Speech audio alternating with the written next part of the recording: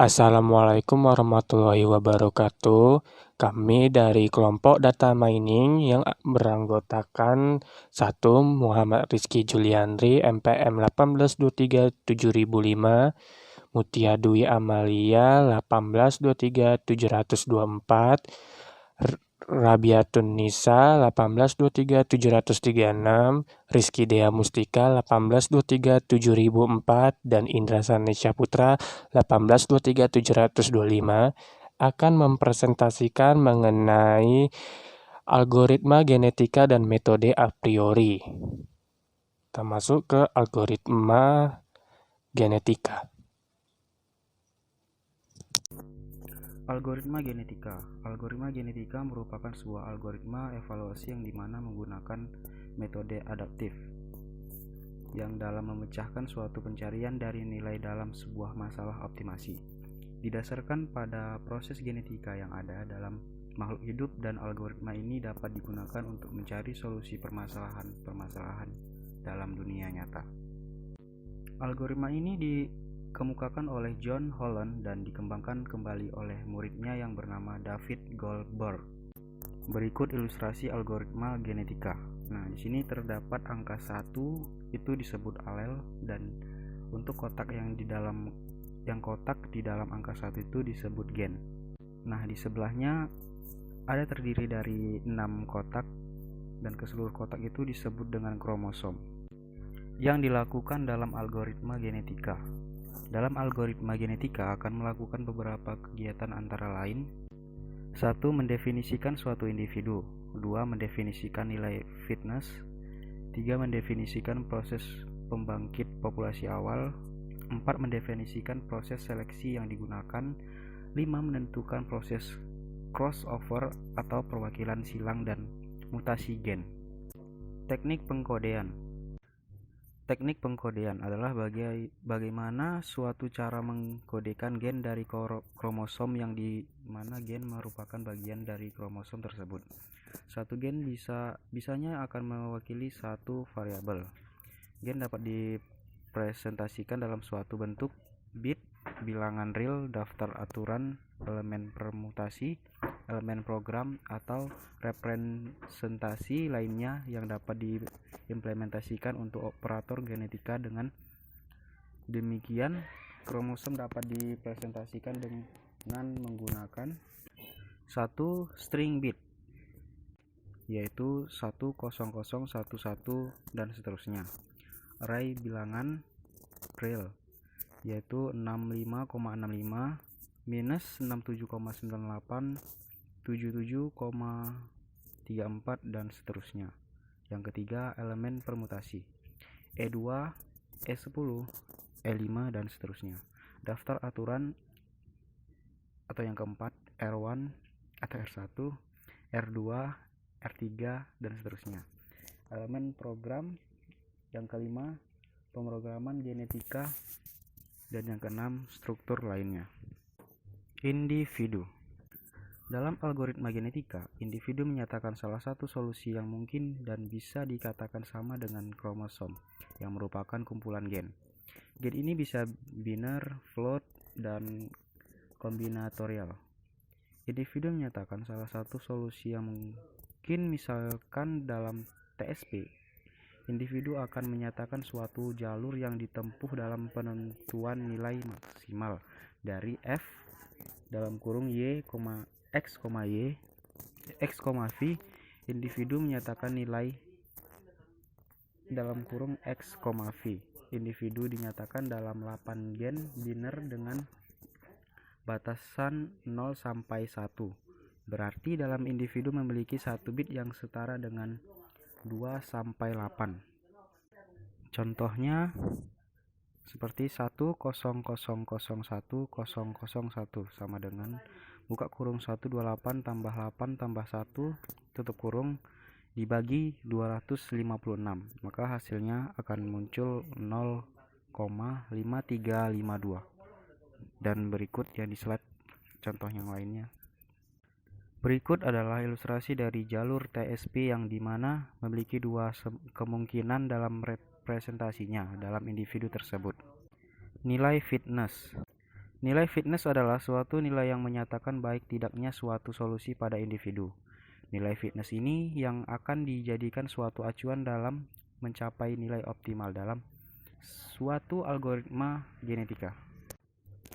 Pada TSP akan bertujuan untuk meminimalkan jarak, maka suatu fitnessnya adalah inversi dari suatu total jarak jalur yang didapatkan dengan menggunakan rumus 1 dibagi X atau 100.000 dikurang X, yang dimana X adalah suatu total jarak dari jalur yang didapatkan.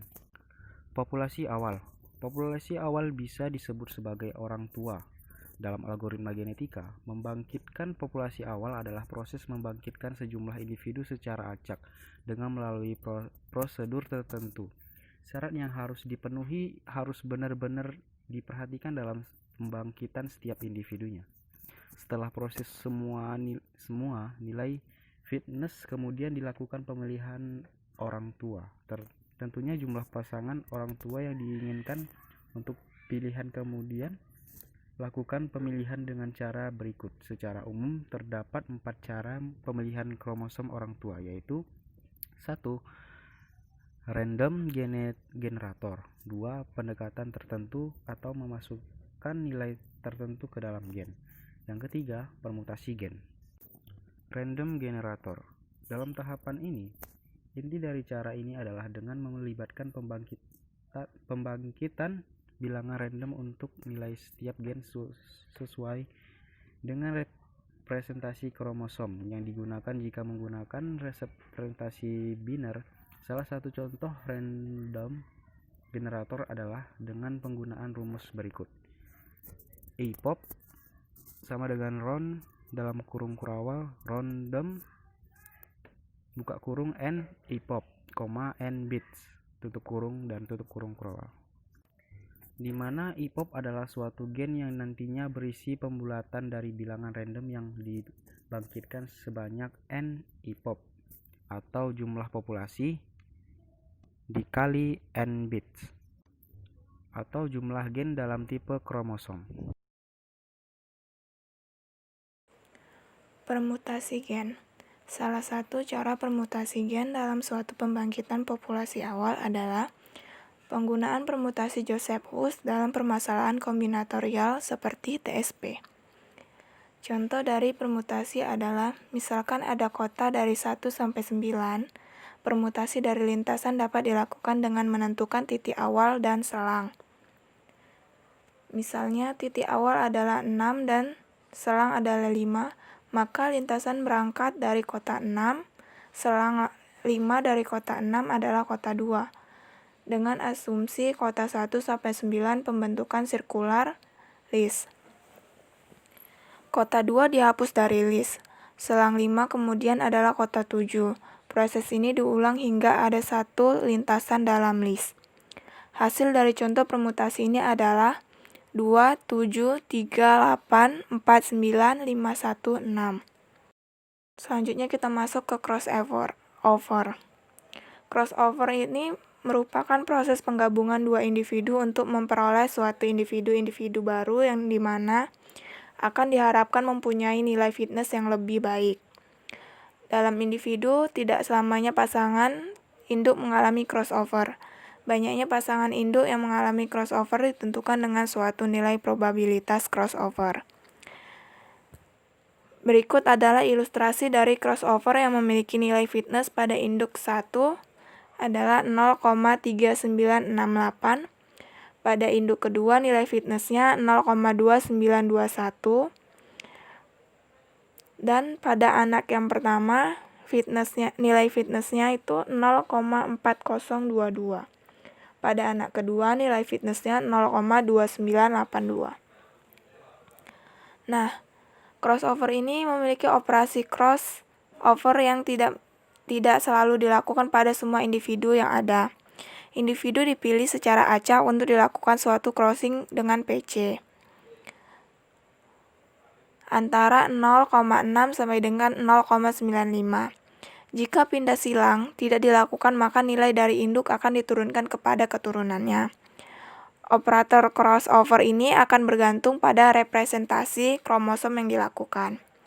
berbagai model crossover sesuai dengan representasi kromosom tersebut. Nah, kita masuk ke dalam diagram alir proses crossover. Pertama kita memulainya, baru kita lanjut ke induk ke-1 dan kedua, terus kita mencari P. P adalah random 0 sama 1, random 0 sama random 1. Lalu lanjut ke P sama dengan P lebih kecil dari probabilitas crossover. Jika P lebih besar dari probabilitas crossover, kita masuk ke crossover lalu keluar, selesai. Jika P lebih kecil dari probabilitas tidak lebih besar dari probabilitas crossover, langsung selesai, tidak melalui crossover. Nah, ini adalah contoh ilustrasi crossover yang lengkap dan memiliki probabilitas crossover 0,9. Nah, kita lanjut masuk ke seleksi. Seleksi digunakan untuk memilih individu-individu mana saja yang akan dipilih untuk proses kawin silang dan juga mutasi. Seleksi ini digunakan untuk mendapatkan calon induk yang baik. Dalam algoritma genetika, langkah pertama yang dilakukan adalah pencarian nilai fitness terlebih dahulu, yang nantinya akan digunakan pada tahap-tahap seleksi berikutnya. Beberapa metode seleksi ialah metode dengan mesin roulette atau turnamen. Metode dengan mesin roulette. Metode ini merupakan metode yang paling sederhana dan sering dikenal dengan stochastic sampling with replacement. Cara kerja metode ini adalah yang pertama dihitung nilai fitness dari masing-masing individu atau FI. Dalam I adalah individu ke-1 sampai dengan ke N. Dan terus yang kedua dihitung total fitness semua individu. Yang ketiga, hitung probabilitas masing-masing individu. Yang keempat, dari probabilitas tersebut dihitung jatah masing-masing individu pada angka 1 sampai 100. Yang kelima, dibangkitkan bilangan random antara 1 sampai 100. Dan yang terakhir, yang keenam, dari bilangan random yang dihasilkan ditentukan individu mana yang terpilih dalam proses seleksi. Nah, ini kita masuk ke ilustrasi dengan seleksi metode roulette. Individu pertama yaitu fitness, dibagi fitness sama dengan 100%. Jatah untuk individu yang pertama adalah 1 sampai dengan 10. Dibangkitkan lagi ke bilangan random antara 1 sampai dengan 10 sebanyak 5 kali. Terdapat individu terpilih. Misalnya random 30, individu tergolong individu kedua, random 88 tergolong individu keempat, dan seterusnya. Seperti pada gambar yang ada di dalam PPT ini. Terus kita masuk ke dalam mutasi. Mutasi adalah proses suatu penggantian gen dengan suatu nilai inversinya. Gen ke-0 menjadi 1 dan gen 1 menjadi 0. Proses ini akan dilakukan secara acak pada posisi tertentu pada individu-individu yang terpilih untuk dimutasikan. Banyaknya individu yang mengalami mutasi ditentukan oleh besarnya probabilitas mutasi.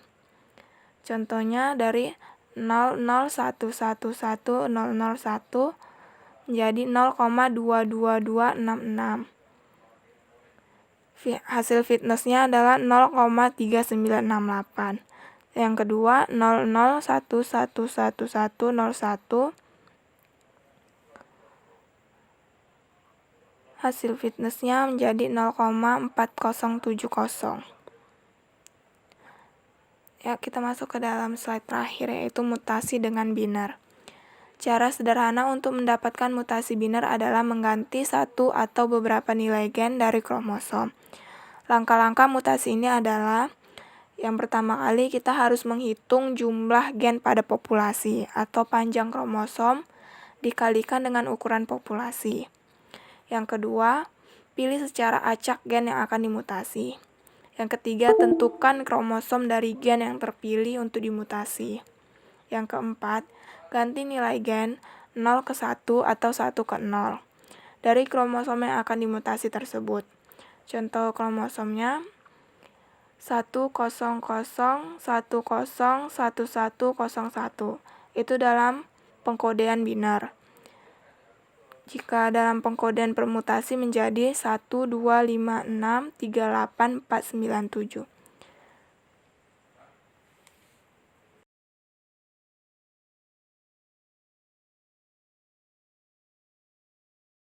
Association Ruler.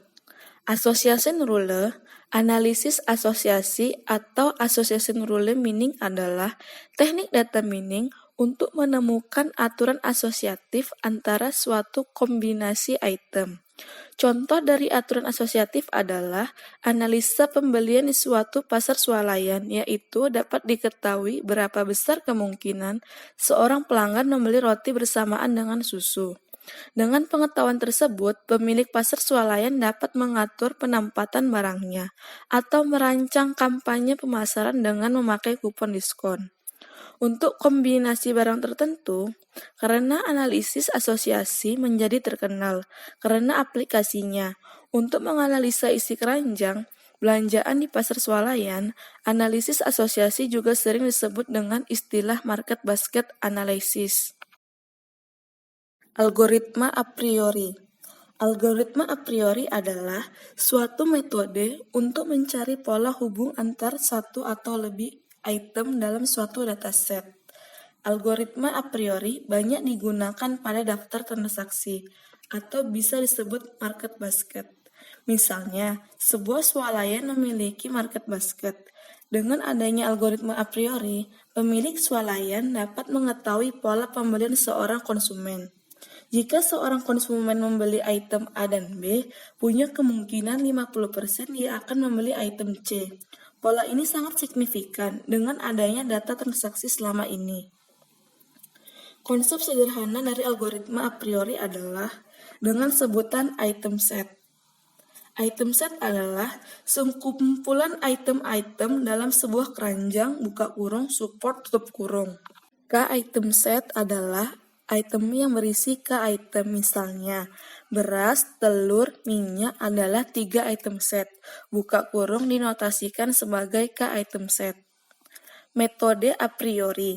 Penting tidaknya suatu aturan asosiatif dapat diketahui dengan 2 parameter. Support buka kurung nilai penunjang tutup kurung, yaitu persentase kombinasi item tersebut dalam database dan confident buka kurung nilai kepastian tutup kurung, yaitu kuatnya hubungan antara item dalam aturan asosiatif. Aturan asosiatif biasanya dinyatakan dalam bentuk buka kurung roti mentega tutup kurung tanda panah buka kurung susu tutup kurung. Buka kurung support sama dengan 40%, confidence sama dengan 50% tutup kurung. Yang artinya, seorang konsumen yang membeli roti dan mentega punya kemungkinan 50% untuk juga membeli susu. Aturan ini cukup signifikan karena mewakili 40% dari catatan transaksi selama ini. Analisis asosiasi didefinisikan suatu proses untuk menemukan semua aturan asosiatif yang memenuhi syarat minimum untuk support buka kurung minimum support tutup kurung dan syarat minimum untuk confident buka kurung minimum confident tutup kurung. Cara kerja metode a priori. Dalam metode ini terdapat 4 langkah untuk cara kerja dari a priori. Langkah tersebut adalah 1. Temukan minimum support. 2. Iterasi 1. Hitung item-item dari support buka kurung transaksi yang memuat seluruh item tutup kurung dengan men-scan database untuk satu item set setelah satu item set didapatkan dari satu item set. Apakah di atas minimum support apabila telah memenuhi minimum support. Satu item set tersebut akan menjadi pola frequent tinggi. 3. Iterasi 2. Untuk menempatkan dua item set, harus dilakukan kombinasi dari ke item set sebelumnya. Kemudian scan database lagi untuk hitung item-item yang memuat support. Item set yang memenuhi minimum support akan dipilih sebagai pola frekuen tinggi dari kandidat. 4. Tetapkan nilai K item set dari support yang telah memenuhi minimum support K item set. 5. Lakukan proses untuk iterasi selanjutnya hingga tidak ada lagi K item set yang memenuhi minimum support. Parameter aturan asosiasi. Asosiasi pola frekuensi tinggi. Tahap ini mencari kombinasi item yang memenuhi syarat minimum dari nilai support dalam database. Nilai support sebuah item diperoleh dengan rumus berikut. Support dalam kurung A sama dengan jumlah transaksi mengandung A per total transaksi. Sedangkan nilai support dari dua item diperoleh dari rumus support dalam kurung A irisan B sama dengan jumlah transaksi mengandung A dan B per total transaksi. Parameter aturan asosiasi. Pembentukan aturan asosiatif. Setelah semua pola frekuensi tinggi ditemukan, barulah dicari aturan asosiatif yang memenuhi syarat minimum untuk confidence. Dengan menghitung confidence aturan asosiatif A sampai B, nilai confidence dari aturan A sampai B diperoleh dari rumus confidence sama dengan P dalam kurung B mutlak A sama dengan jumlah transaksi mengandung A dan B per jumlah transaksi mengandung A. Confidence dalam kurung C merupakan ukuran seberapa sering item A muncul di transaksi yang mengandung item A. Confidence dihitung setelah support ditentukan. Istilah analisis asosiasi. 1. Adalah himpunan yang tengah dibicarakan.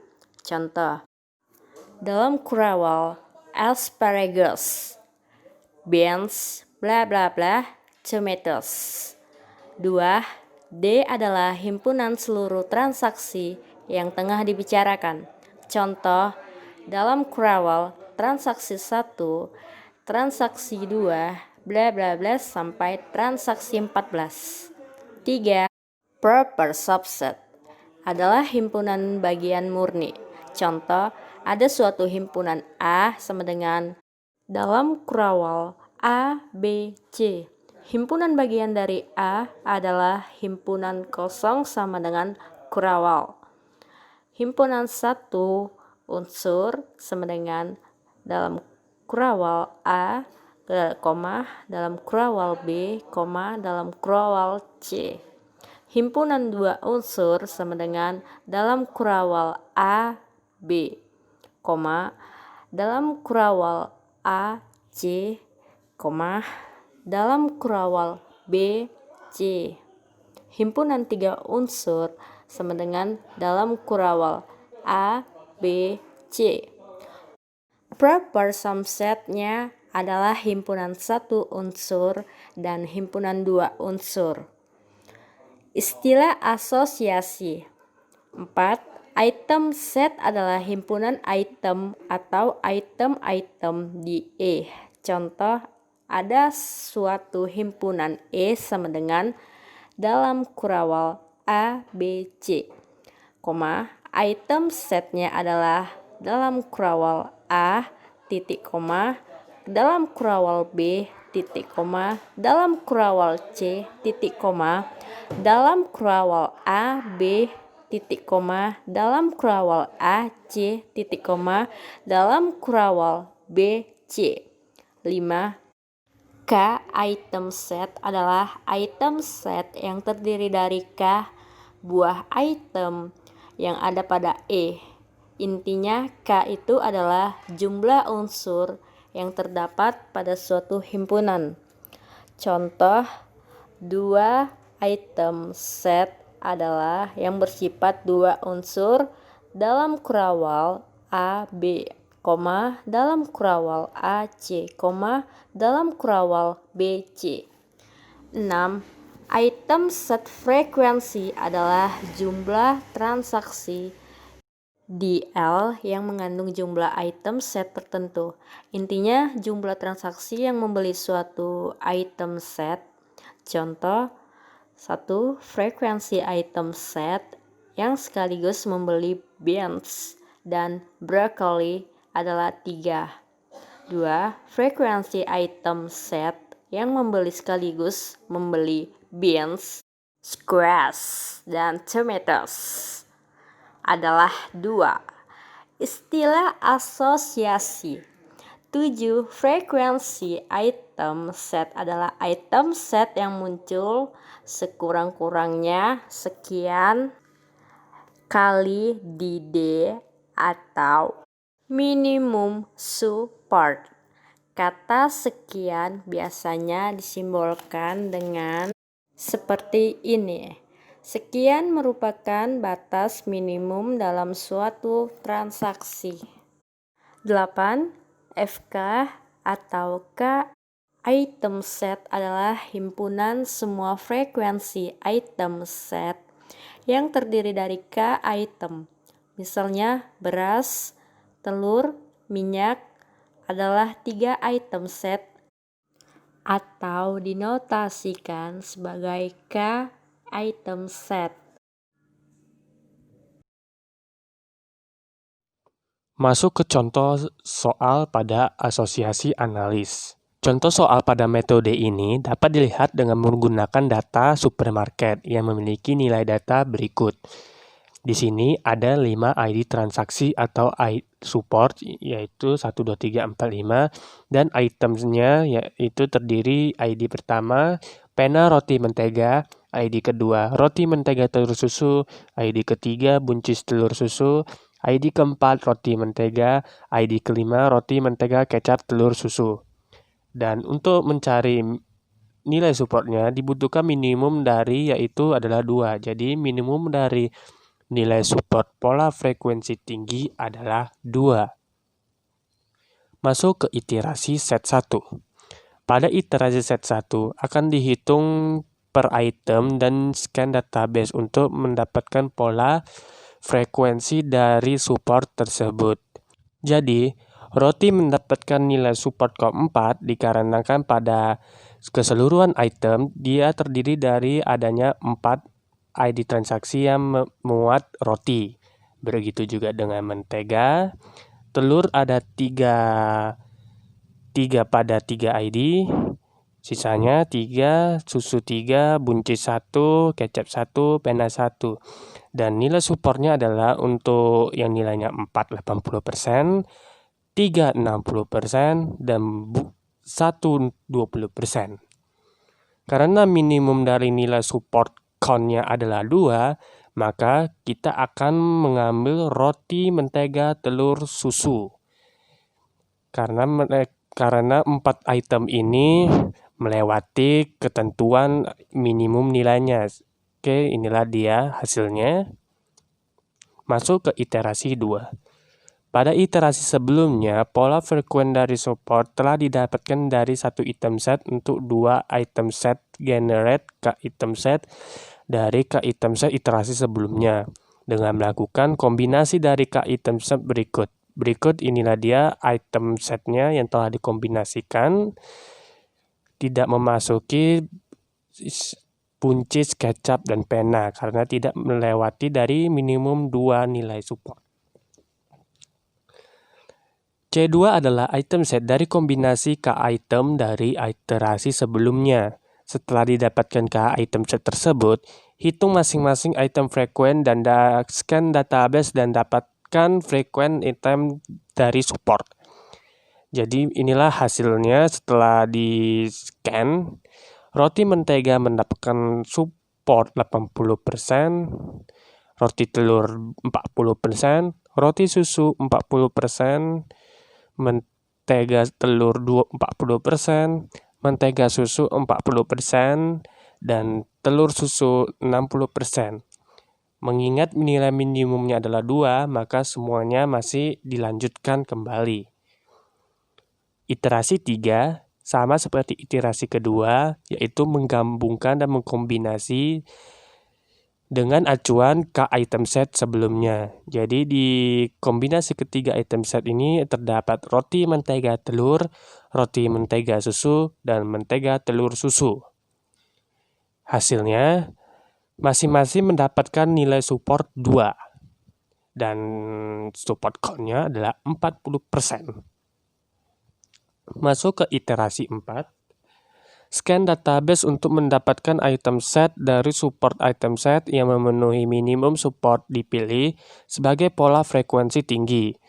Tidak ada lagi kombinasi yang bisa dibentuk untuk ke item set berikutnya. Prosesnya pun berhenti sampai sini. Pola frekuensi tinggi yang ditemukan adalah roti, mentega, telur, dan susu.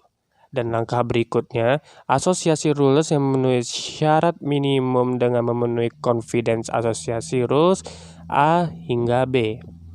Jadi ini telah digabungkan menjadi 4 dan akan menghasilkan satu kombinasi, yaitu roti, telur, mentega, dan susu. Dan akan menghasilkan nilai support count yang adalah 40% dan supportnya 2. Berikut tabel pembentukan aturan asosiasinya bisa dilihat di sini ya. Masing-masing ada 40%, 60%, 80%. Dan untuk confidence-nya masing-masing ada 66, 50, 100, 75, dan seterusnya. Pembentukan aturan asosiatif cukup penting untuk mendapatkan dan menghitung nilai confidence. Perlu diketahui, algoritma a priori ini cukup boros dalam penggunaan memori dan paling banyak menghabiskan waktu pada saat scanning.